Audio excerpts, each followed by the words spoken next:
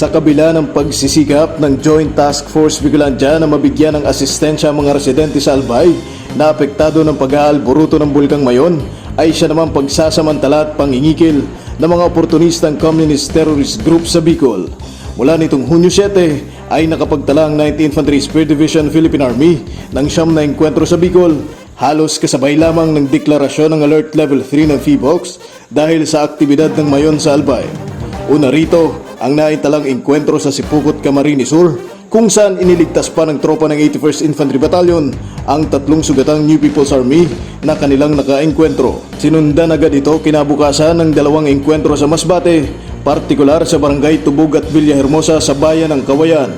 Sa kapareho ring araw ay naitala ang bakbakan sa Barangay Kanapawan, Labo, Camarines Norte. Hunyo 9 nang maitala rin ang sagupaan sa Barangay Antipolo, Iriga City na nagresulta sa pagkamatay ng isa nilang kasamahan. Habang Hunyo 11 rin ng umaga nang makaengkwentro ng 22nd Infantry Battalion ang 10 mga NPA sa Barangay Marinab, Bulan, Sorsogon.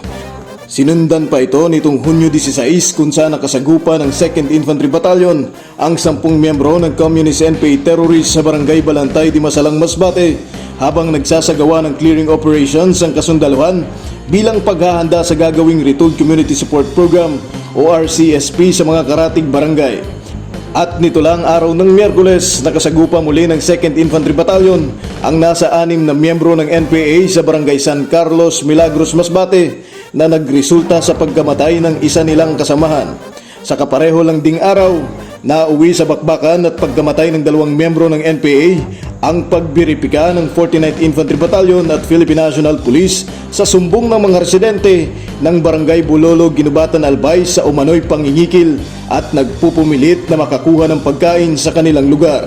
Sa nasabing mga engkwentro ay 7 M16 rifles ang nasamsam ng mga sundalo kasamang 2 kalibre 45, 3 rifle grenade, 1 caliber 38 revolver, 1 M653 rifle, mga pampasabog, samot-saring mga bala at magazines, mga dokumento at iba pang mga makateroristang kagamitan.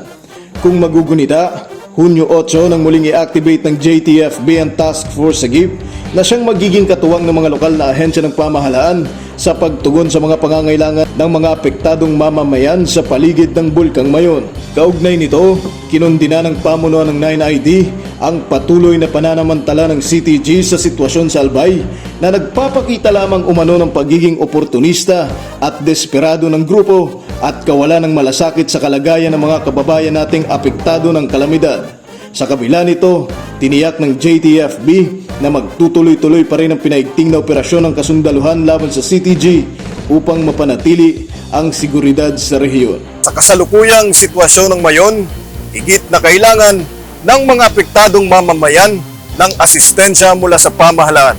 Naway wag itong gawing oportunidad ng iba upang manamantala. Mula dito sa 9th Infantry Spear Division, kapayapaan para sa lahat. Jiro Banania, Spear News.